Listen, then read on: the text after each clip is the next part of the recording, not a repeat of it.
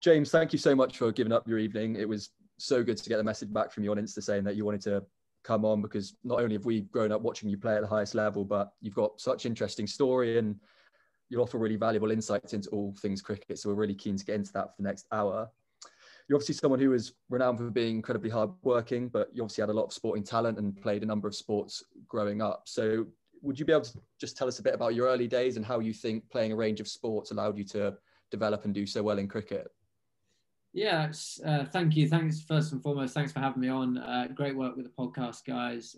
Brilliant starting up in lockdown. It's perfect time to keep people entertained and to keep yourselves entertained as well. So thanks for having me on. Yeah, so I was very lucky and kind of privileged in a way. I went to boarding school at Shrewsbury, Maydor Hall, from when I was 7. So I was at boarding school. I went early to my first prep school.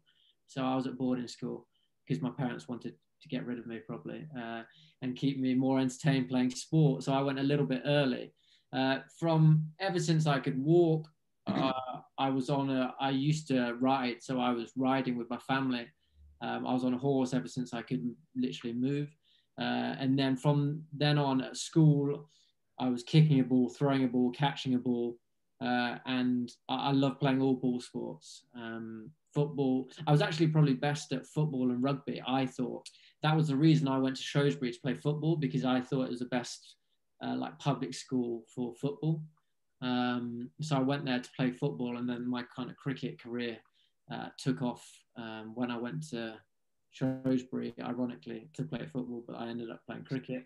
And I signed for Worcester Academy, and then it went from there. But yeah, I'm a big advocate of playing as many sports as you can for as long as you can. So whenever I'm doing Q&As or coaching and speaking to parents, I'm always talking to parents and suggesting that they keep their kids playing as many sports as they can, a wide variety and range of sports, because of hand-eye coordination, different movement patterns that you learn from different sports, and also learning how to win in different ways, whether it be hitting a ball with a racket, throwing a ball, kicking a ball, different movement patterns, and you're learning to win and understand different kinds of games.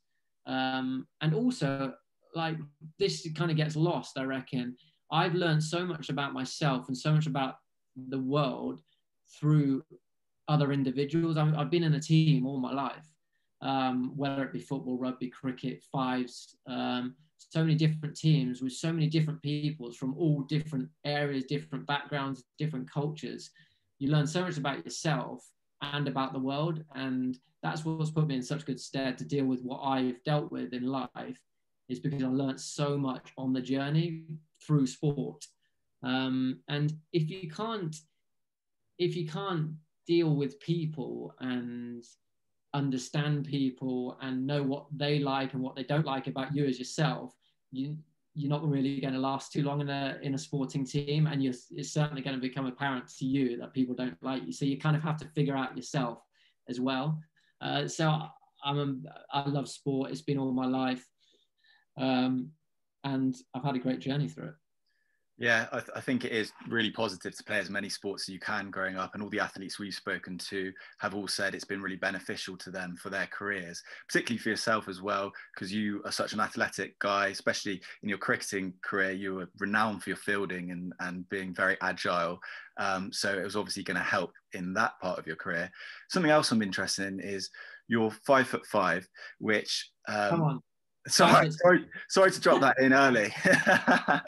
But obviously cricket is a sport where height doesn't really make too much difference. In fact, it can be a benefit being slightly shorter. Sachin Tendulkar, obviously one of the greatest of all time, also 5'5". But what I'm interested, did anyone ever say to you growing up that it could be a problem, or did you ever have any obstacles growing up with that? I honestly no. And I think it was never an obstacle for me. It might have for other people, thinking, oh, he's too small, but that kind of, it worked in my favor because I could always run faster than people. I could always hit the ball harder than people. So it was never an issue for me. It was an issue for other people because it's like in life, you look at something or look at somebody and you automatically have an opinion without knowing anything about them. And so many people would have had that about me, but I'm sure it worked in my favor on a number of occasions. It made me look even better in a way, because when they saw what I could do, they went, wow, rather than expecting it. So in a way it might have helped, but it certainly made me have to work harder, because like you said, I am a little bit smaller than most, but I was always pretty strong for my size. In fitness tests in England, I was fitter than anybody, and pound for pound I was as strong as anybody, but I think I was that because I felt I had to do a little bit more to kind of balance things out, but in the end that worked out, because like I said, I was quicker, stronger than most, and I can hit the ball as hard as anybody. So it didn't work against me, but I'm sure in people's eyes, I'm sure I didn't play for England because people thought I was too small, and they had this perception because they didn't know me, they didn't see me train as much as, let's say, my county, the guys that I played with at Leicester and at Notts, who saw me every day, and they knew exactly what I could do. They knew what shots I had, and they knew how fast I was and how strong I was. So that it wasn't really an issue for me. It might have been for other people. And that element of you working really hard and always being renowned for being one of the fittest people in the team, do you think that allowed you to do as well as you did early on? Because you obviously had early success at Leicestershire, and it's quite, I've heard you speak on a few podcasts before, and you say about how you never leave a stone unturned. You're always really calculated and always very prepared. Do you think that allowed you to make that transition into professional cricket quite smooth? Yeah, it's a good question. I love training. I love learning. Even now, I love to learn different techniques, different things, and just try and get better. Whatever I did, I tried to get better at. I was super competitive, always just wanted to find an edge over somebody else or over the team, and how to get myself that little bit better. My transition into professional cricket, because everybody thinks about my really good first year, but I'd actually played the previous year and I was pretty poor, to be honest. I was still a schoolboy cricketer playing first class cricket, and not quite knowing my game as well as I could have in the first class arena. But I learned, that was the thing, I learned really quickly. My biggest strength was adapting to the situation and adapting full stop. And I learned really quickly from my mistakes. And I was like a sponge. I love to learn from different people. I had some great people around me. When I moved to Leicester, I had Tim Boone, who was an amazing coach, quite a technical coach, but also was really positive and had so much time for me, so I could learn off him. But I had so many great professionals around me, like H.D. Ackerman, Paul Nixon was outstanding, and I still speak to him a lot now. And I was quite an impressionable young guy wanting to learn and ambitious as well. So yeah, I did have a good start, but I also had a slow start initially.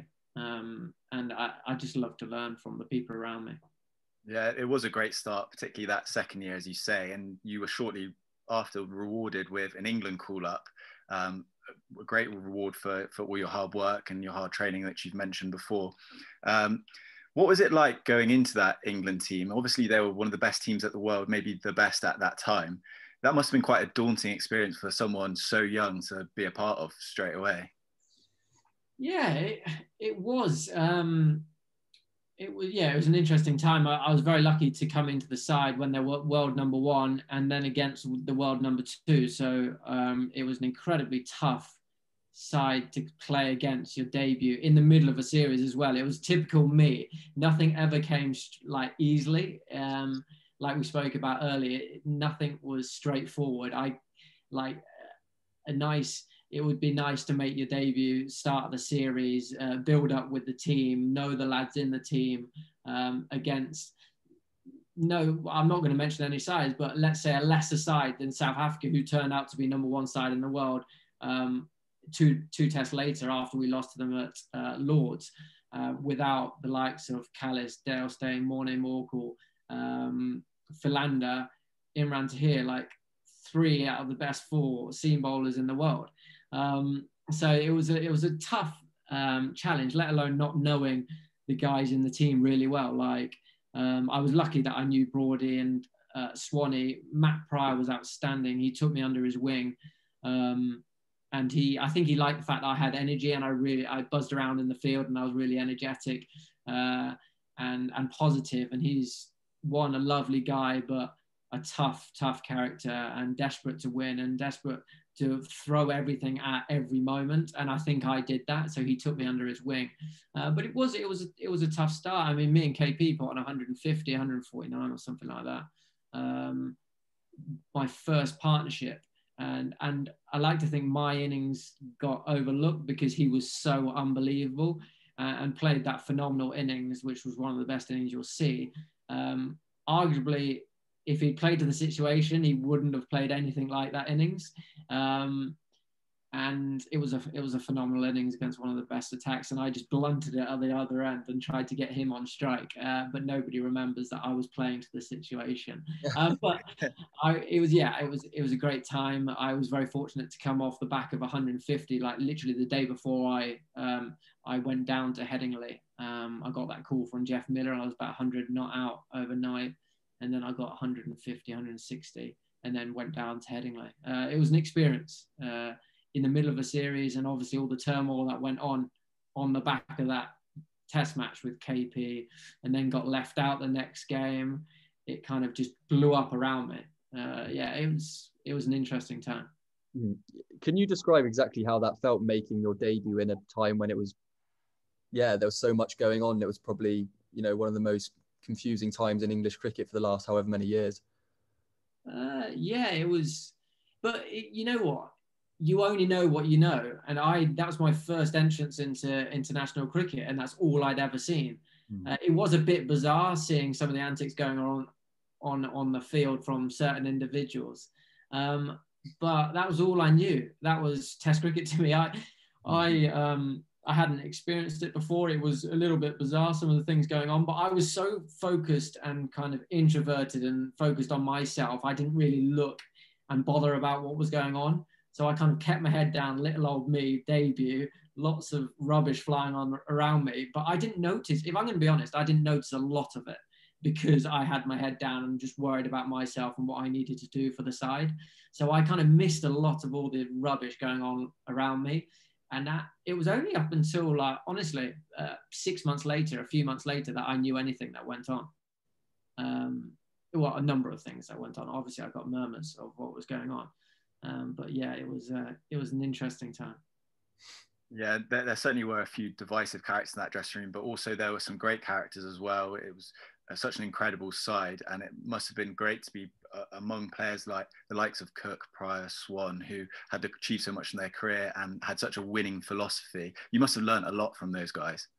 Yeah, it was just a shame. I should have played a lot more. And again, this is, people say, I will never use it as an excuse. People say I didn't play more then initially because people thought I was too small, and KP obviously jumped on that bandwagon and said stuff about me because he wanted other people in the team other than me. I didn't know KP. For some reason, we never got on. Not that I didn't like him initially because I didn't know him. He just took it on himself not to be a decent bloke to me or with me around for some reason.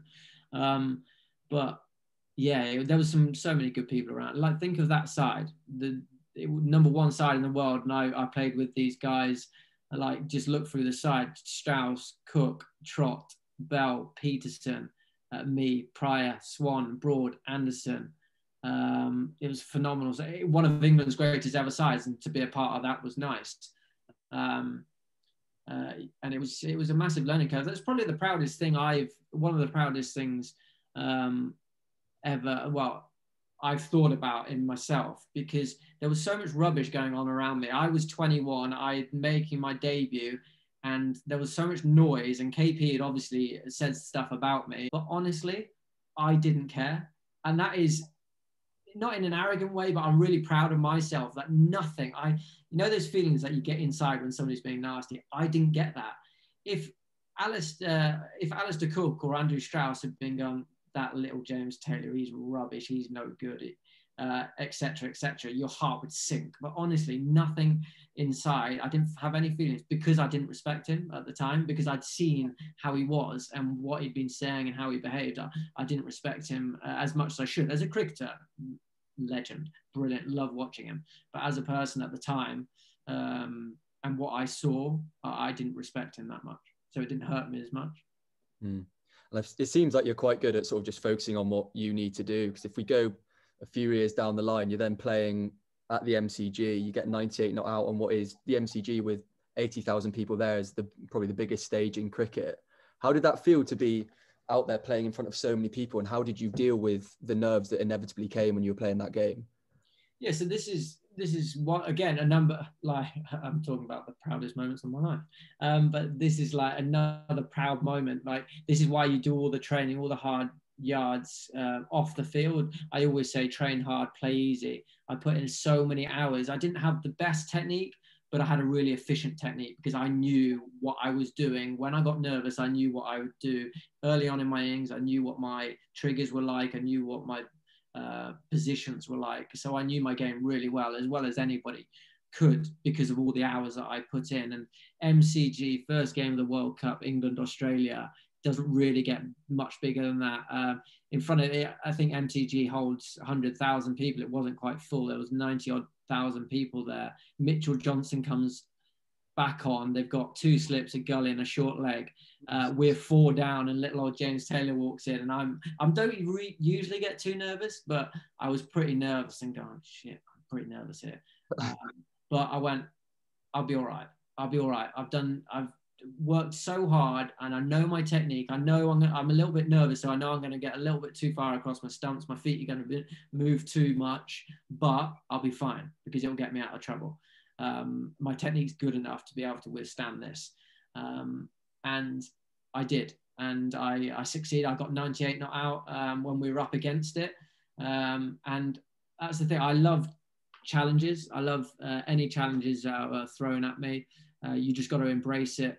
And that, again, a cliche, get uncomfortable, be uncomfortable in uncomfortable positions, in uncomfortable moments, get used to being uncomfortable. And that's what I tried to do, challenge myself whenever I could, whether it be in pressurized situations as a young kid at Loughborough, training with an older England side, or whatever situation, just embrace that challenge. The better players you play against, the better you're going to look when you succeed. And that was what I thought about. I think that's quite a powerful mantra to have in sport. So a lot of people would have been in your position playing against Australia in front of all those people, and they'd have thought, oh no, if I get out now, I'm going to look stupid and I'm going to mess up and I'm going to fail. But you actually saw it as an opportunity to succeed and look great. And that's just a really powerful philosophy to have. And it always did my head in when I was playing in sides. I can think of the amount of moments I played in professional cricket teams when somebody would go, oh my God, Chris Tremlett's playing today. Oh my God, Stuart Meek is playing today. Oh my God, Stuart Broad's playing. And I'm like, God, guys, toughen up. This is going to look so good when we succeed. When I score 100 or I get 50, I'm going to look so good here. Like pressure to me is so interesting, because pressure is here. On the opposite side of pressure is the opportunity.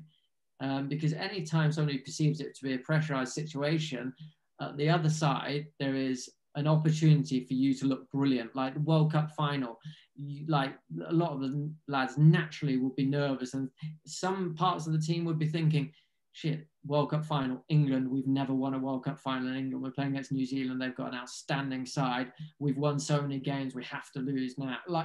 But then the other side, this is a great opportunity. England at Lords, nobody's ever done this before. How good is this going to look? I'm going to be that man to bowl that final over, to be underneath that final catch, to be hitting those runs. And those are the kind of guys that you want in your team. And that's what I try to be. It's a lot easier said than done, but that's the way I kind of try to think about it. Yeah, I was watching highlights of that knock earlier, actually, and he definitely sees the challenge. You're like coming down to Hazelwood, like hitting him over the top. You obviously were rising to the challenge, and then however longer after that, you then got 100, didn't you, against Australia again? Was that the best you ever felt, you think, in your career?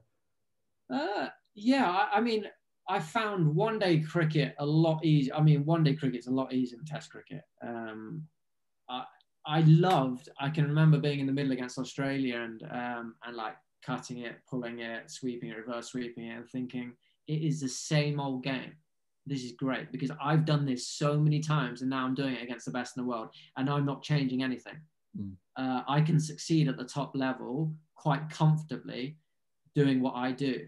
And everybody, like, you got to change the way you play in international cricket. Yes, sometimes you might have to adapt to the conditions or to a certain type of bowler, but it was so nice to go into international cricket, in one-day cricket, and be able to succeed doing what I'd done, playing like I had a Notts jersey on my back, not playing like I needed to play like an England cricketer, whatever that looks like. Be yourself and trust yourself, trust your instincts, and trust your ability, what's got you there, that it's going to succeed. And that's why I always try, even in my position now, don't try and play like an England player. Play like James Taylor, play like Ham Scott, in a whatever shirt that's got you there. And that's the way I tried to be. Be true to yourself as well. And it was great fun just playing the way I wanted to play in international cricket. Yeah, I guess that's the way to do it. You've just got to see it as the same game that you've been playing ever since you're a kid. You're just wearing a slightly different shirt this time. It's just because it's got 3 lines on your chest, it doesn't necessarily mean that you need to change your game too much. But yeah, so you had a lot of success for England in the games you played. And one of your greatest moments probably was on tour with England against South Africa. You're part of that historic series win. You took those amazing catches, which if anyone listening hasn't seen, definitely go check them out on YouTube, because they're pretty special. And you scored some runs as well. Was that a career highlight, would you say? Yeah, I mean, it should be scoring 100 against Australia. It should be making a test debut, whatever, scoring your highest score or winning a trophy. But that tour, we were massively the underdog. South Africa, and I think, were the world #1 near enough. We were quite inexperienced. Yeah, we had lots of experienced players, but we had a number of inexperienced players that hadn't played many test matches. And going over to South Africa, they had a great side. We weren't expected to do much, but we won that first test at Durban. I scored runs in that, a 70-odd and a 40-odd. Took a couple of catches then. So we were 1-0 up. And then I can't remember what test, it might be the 3rd test at Joburg, when we won the series. That was honestly the happiest I reckon I've ever been. Taking those catches, having an impact in the game, not with the bat, not with the ball, but in the field. And when you've trained so hard at something, it rarely comes off that quickly. But I've been working so hard in the build up to that game, on like short leg techniques, and working with Paul Fabrice, England assistant coach, getting into certain positions, and to be able to pull off a couple of catches so quickly after working so hard on it was just the best feeling ever. And changing the game with one of my impacts in the field was brilliant. And honestly, I reckon it's the happiest moment I've ever been. And it was funny because I thought Temba Bavuma caught me off a really good catch off Morne Morkel at short leg, I think the innings before, and I thought, I'm going to make a better catch than that. And I honestly, again, quite arrogantly, but when you're thinking inwardsly, nobody can hear it. So it's not arrogant. You're just talking to yourself. I'm going to make a better catch than that. And I did. And it was just such a good feeling. When you, again, I felt invincible in the field. I can remember Faf du Plessis pulling one, and I stopped it. Like at short leg, he pulled one and I stopped it. And like, just when you thought you can do anything, you don't get those feelings, especially not on an international cricket field. It was a brilliant feeling. And I've got a picture on my wall, actually. I don't have many cricket. This is the only room, actually. I've got bits and pieces of cricket memorabilia. But other than that, I kind of keep my house and no cricket about. But I've got a picture of that catch and us celebrating. Like Stokesy probably 10 yards away from me, like still with his hand up, because I ran and high-fived him with the whole team around me. It was honestly the best feeling I've ever had, I reckon. Yeah, it was obviously your birthday recently. I think because of that, the catch was doing a few rounds on Twitter, and it was just brilliant how it just keeps coming up. Yeah, it's not a bad thing to keep having coming back on Twitter, but it was just such an unreal moment. And I think that series was incredible. And it's no surprise that you were so happy in that moment of that series. But I think the nature of sport is that you obviously have a lot of ups, and then there's obviously downs with that as well. And tragically, then everything happened with your heart. Just for everyone listening, would you be able to explain what happened and how shortly after the South Africa series it all happened? Yeah, so I ever since I was 18 or probably less, I've never took time off, because I was always like, I was always terrible. If I took too much time off, if I took a week off without picking up a bat, I was terrible. Sounds like you said, surely not, you're an international sportsman, but honestly, I was rubbish. If I took time off, I was really bad when I got back into it. So I rarely took time off. But after that South Africa tour, so I was there for the Test series and then the ODIs, and then I took a short break with my girlfriend, now wife. We went on safari, and then I took 2 weeks off and then got back into it. And it was the first game at Cambridge against Cambridge University. And I started having real pains in my chest. One thing led to another. I was on oxygen. I thought I was going to die at 10:30 a.m. in Cambridge.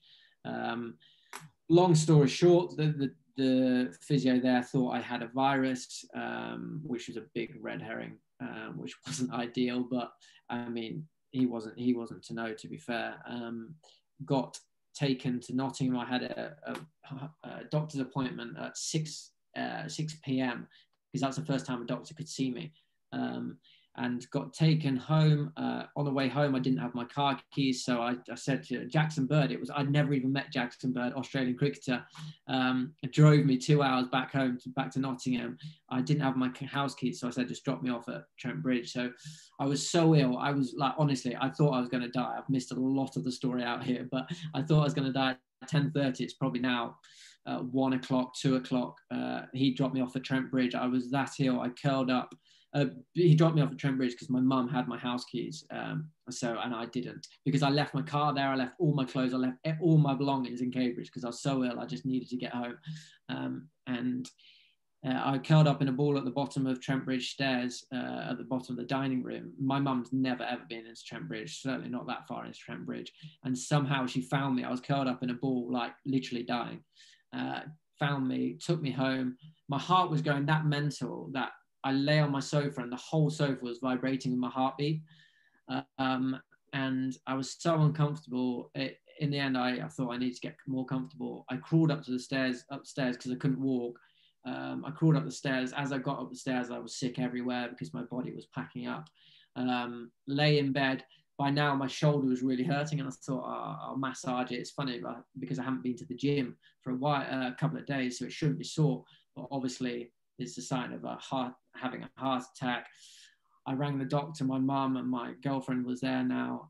Rang the doctor, and he said, don't wait, go straight to hospital. Don't wait for an ambulance, go straight to hospital. Got into hospital, was sick again, hooked me up to the machines, like on Casualty, you know, when they take you in where all the action happens. They hooked me up to the machine, and I'll never forget their face of like astonishment. My heart was going at 265 beats per minute, and it had done near on from 10:30 a.m. So that was the equivalent of doing 5 to 6 marathons on the bounce, which I was pretty pleased with. All that hard work and training probably paid off. Even though my heart was so ill, so bad, it was obviously in a good place to be able to withstand what I went through, because the condition that I later got diagnosed with, ARVC, you're not meant to survive when it presents. And bearing in mind, it presented 7 hours or 6 hours before I was in hospital. I got later diagnosed with it. It's called ARVC, arrhythmia right ventricular cardiomyopathy.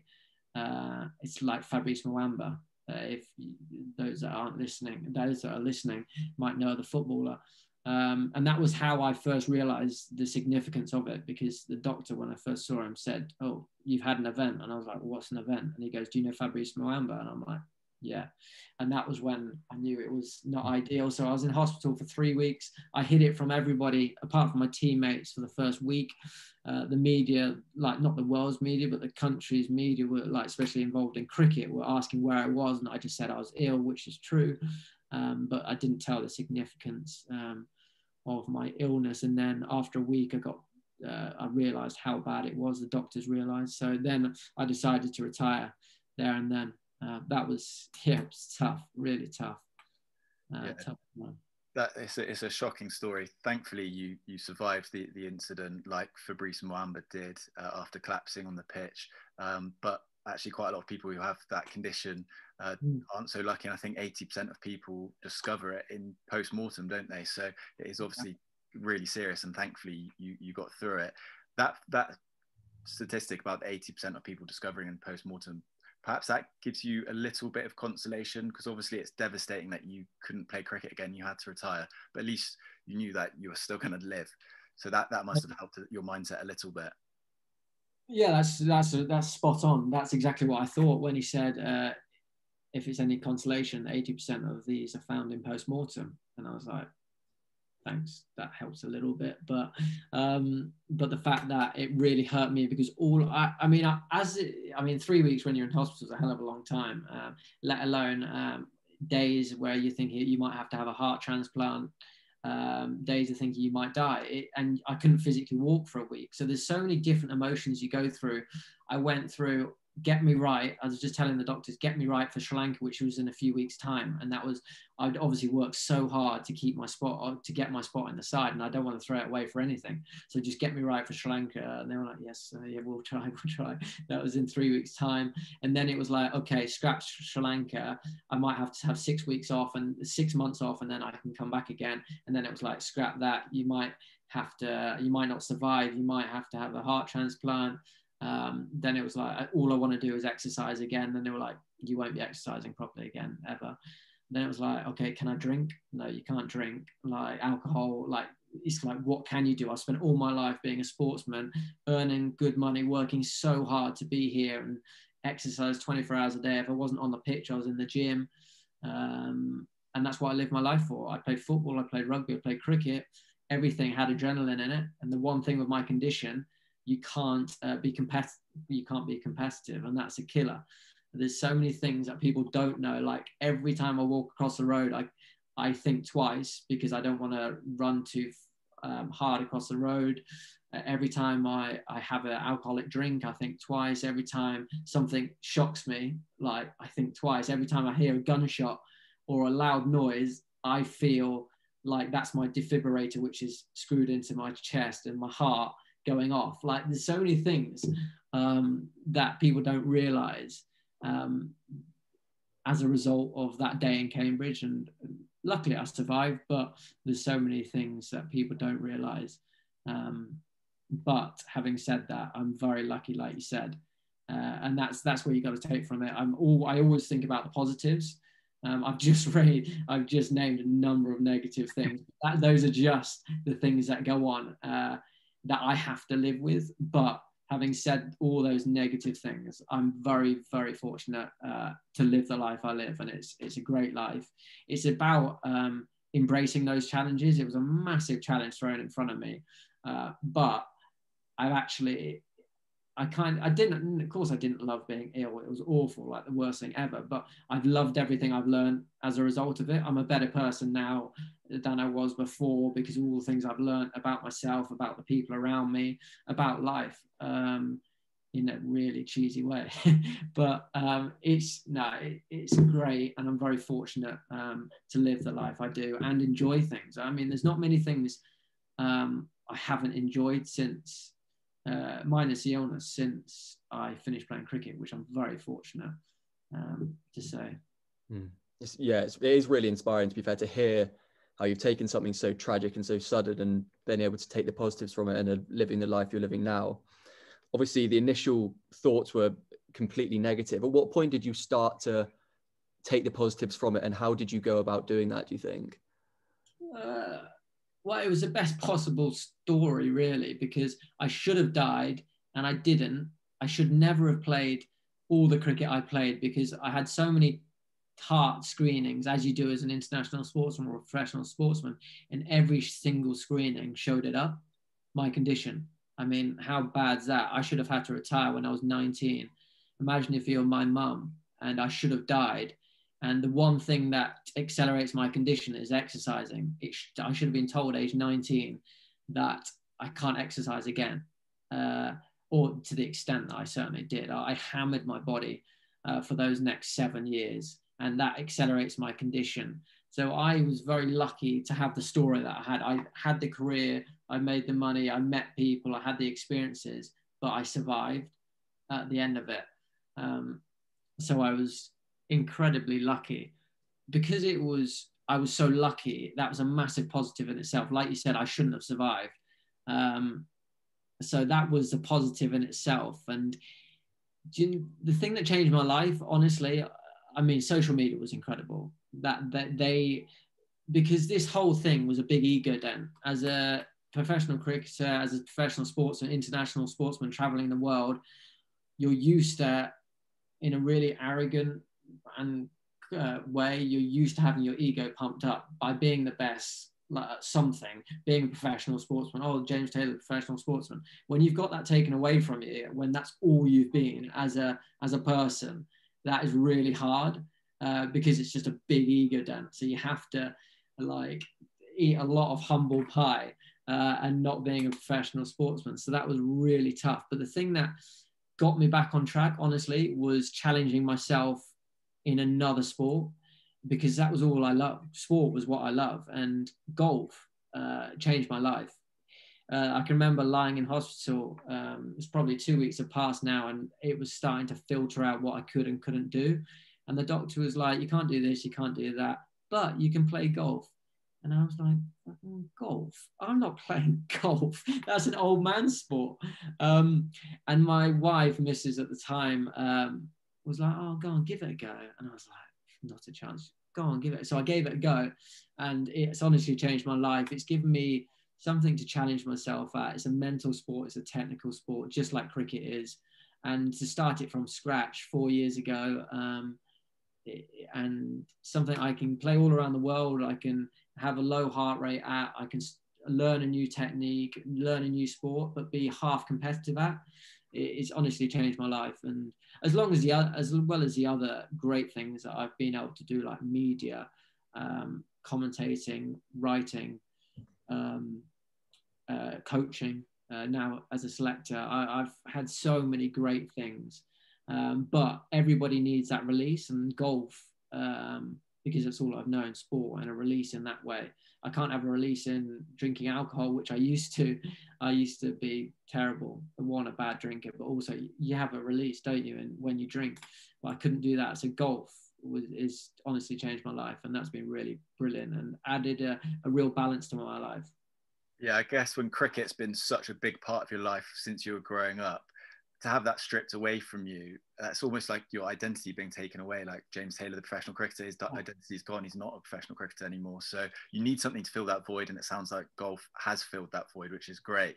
Do you, because you're now involved with cricket, as you've just mentioned, as a selector, as a coach in the media, do you have any negative thoughts towards cricket? Like, do you have those thoughts in your head like, oh, what if? Or do you get jealous of the players playing? Because it does seem like you're extremely positive now, but do you ever have those negative moments as well?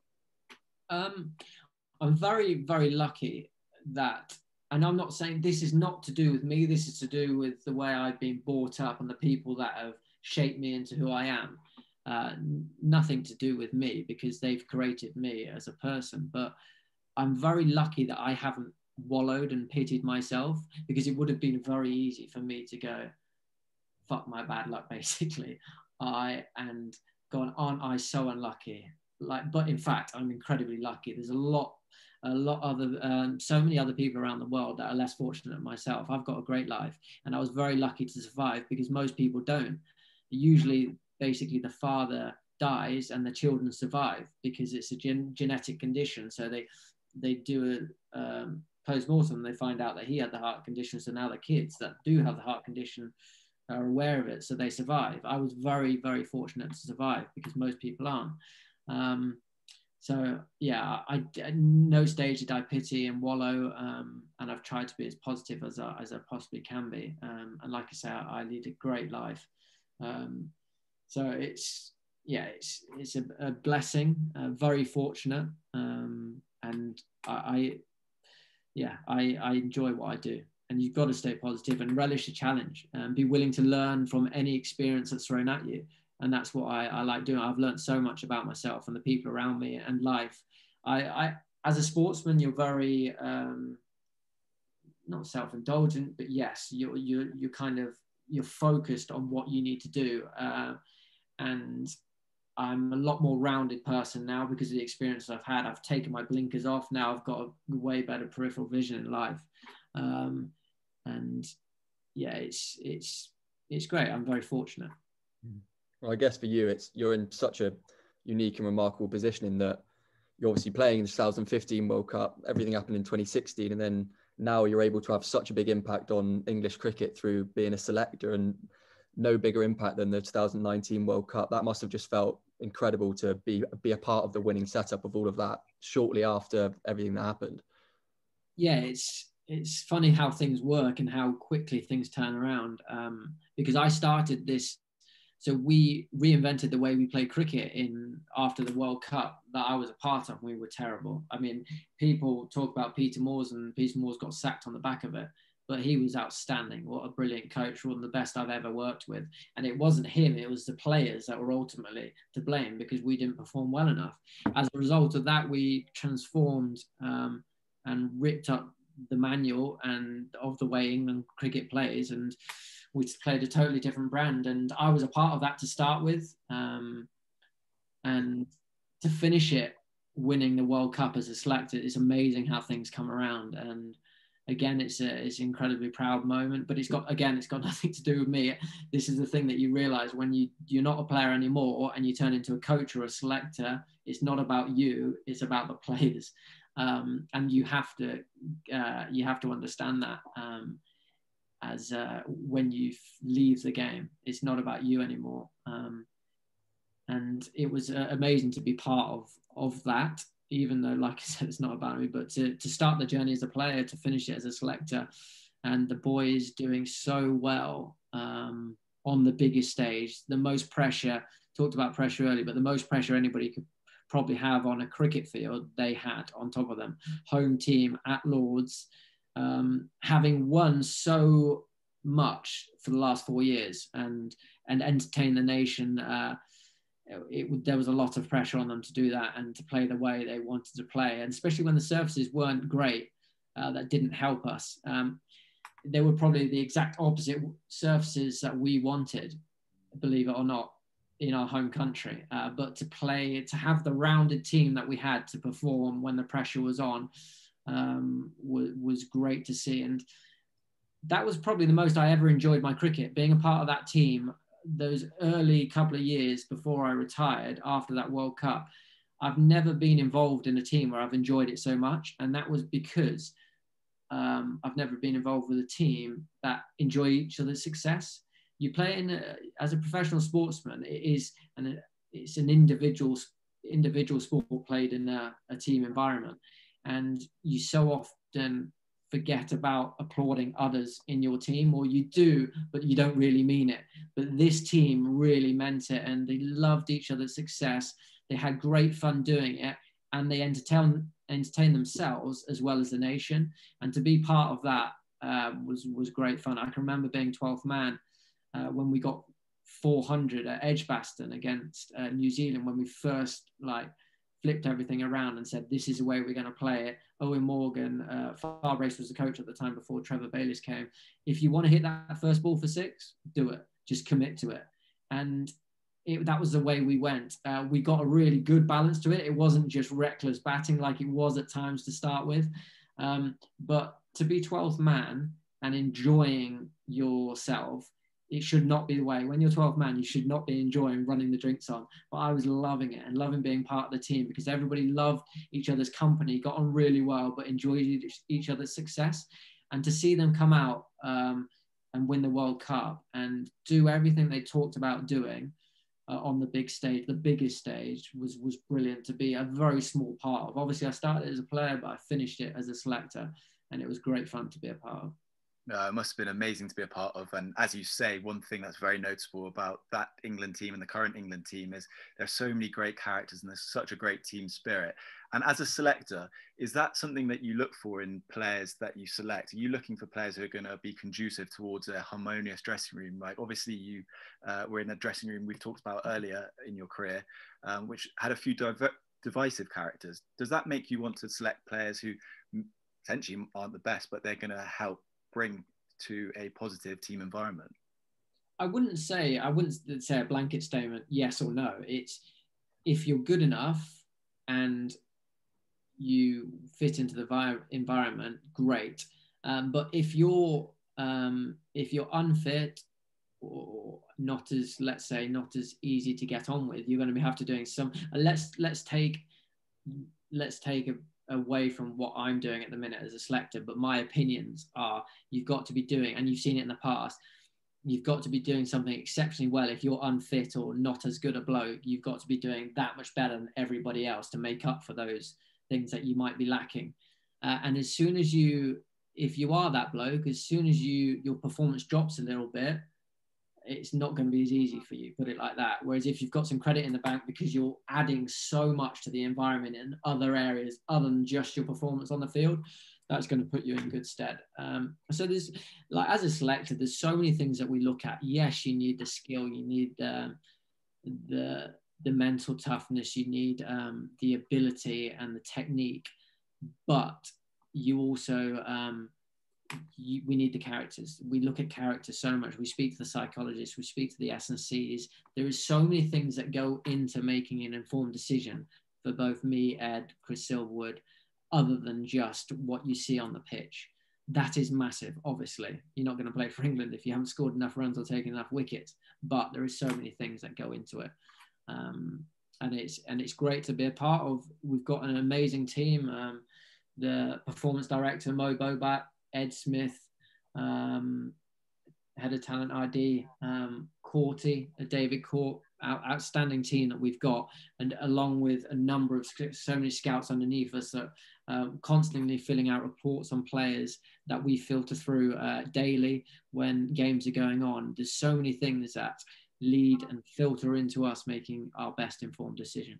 Another thing I'm interested in for your work as a selector is, do you conflict with the other selectors at all? Do you have different sort of taste in players, or do you always agree?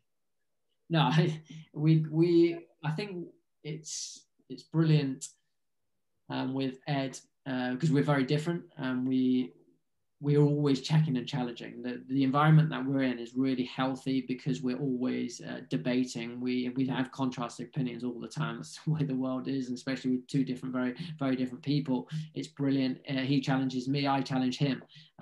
It works both ways. So yeah, it's a very healthy environment, and that's an elite environment. You're always challenging. You're in a great environment which enables you to be able to check and challenge and not agree, disagree, but come out with the decision that you want. So yeah, like I said, it's really good to be a part of, and it's a great environment. I can imagine it's changed quite a bit as well, because it's no longer about, certain scouts being able to go to certain games and things like that. You are able to see pretty much every ball, aren't you? Because I assume it's all filmed. Yeah, exactly. That's I mean, our sole job is to watch a lot of cricket and make decisions on what we see, and we see everything. I mean, there's the amount of times that I've been at, let's say, Lords or the Oval or Canterbury or Durham, and I'm there watching the game live, but I've got 3 computers up.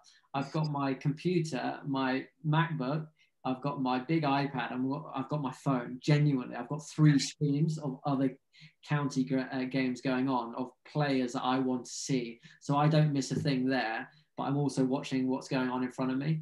And let's say I do miss something, or something's another ground that I haven't seen, I get every single ball of that individual batting or that individual bowling when I get home, so I can watch them. Or on the train down the next day, I catch up with whoever, Ollie Pope's 100. I see every single ball. How did he start? What did he do?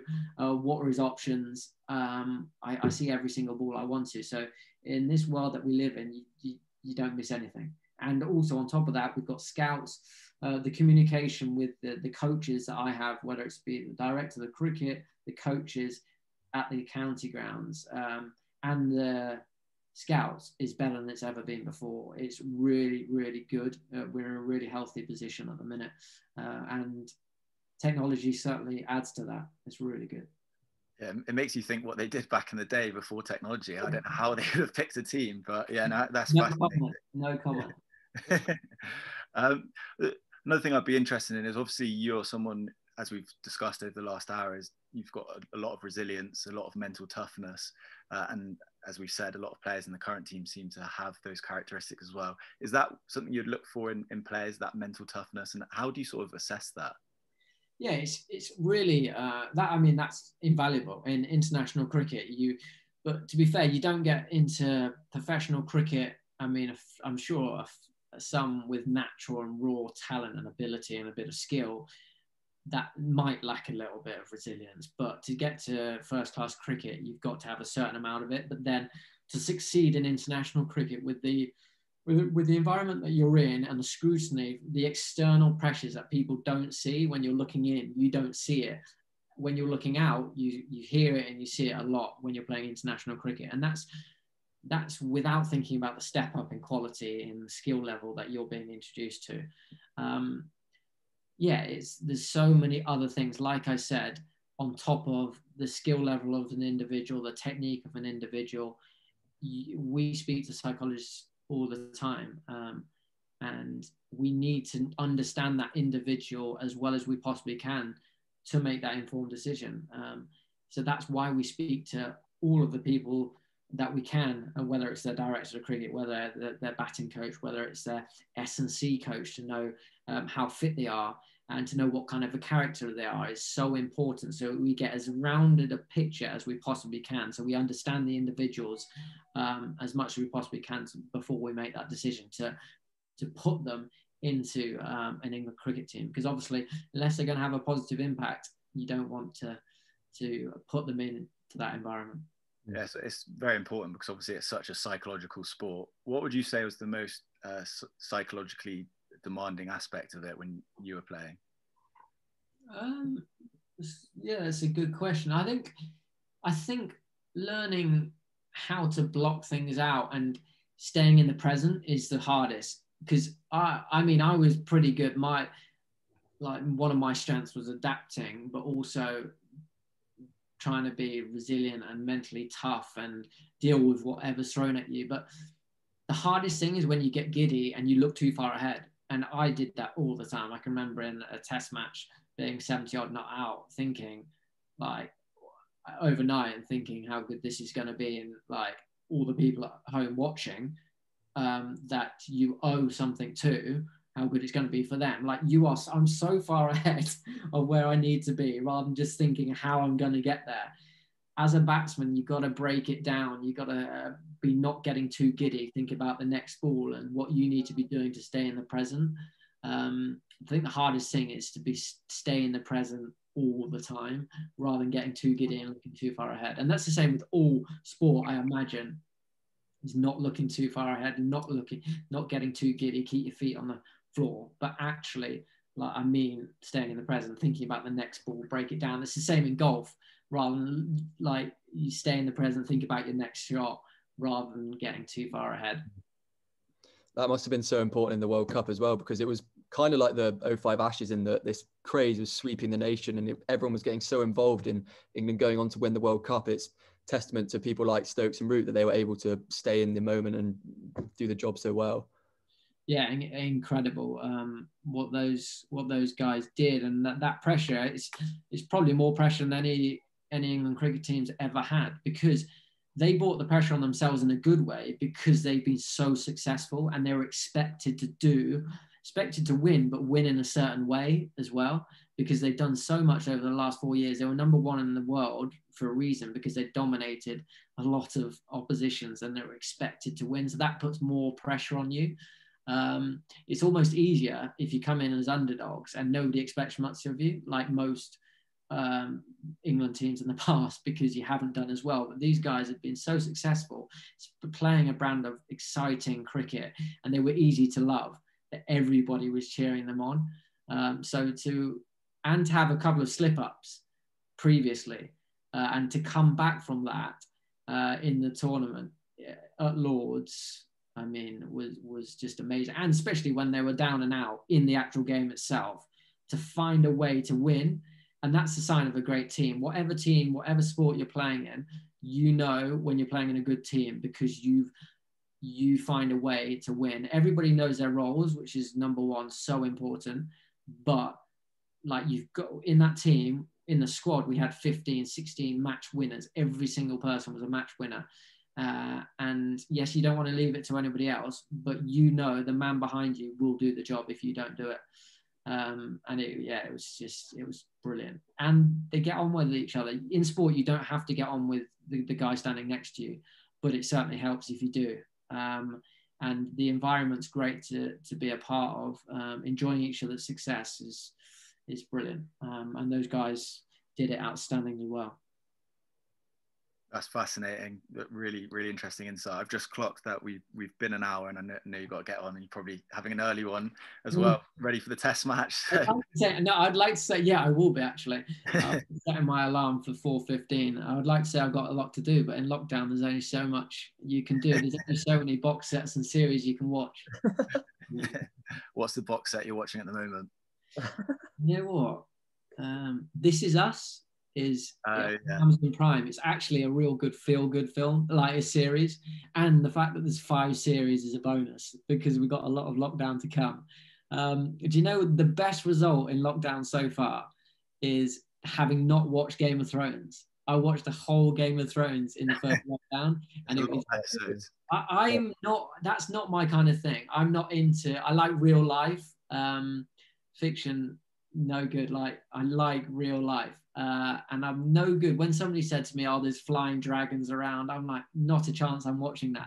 But when I got into it, it was brilliant. It was a great one. 100%. I'm exactly the same. Yeah, I don't like fantasy or anything like that at all. And yeah, was so against it, and then finally got sucked into it and just binged the whole thing. Exactly. It's bad in the middle of the day when you're sat watching 3 episodes on the bounce. You're like, oh my. But yeah, thank you so much, James, honestly. That was fascinating. Really, really enjoyed it. And yeah, thanks for giving up your time. No worries. Thanks a lot for having me, guys. Great work as well. I've watched a number of your episodes, your podcasts. It's really good to see. So keep up the good work.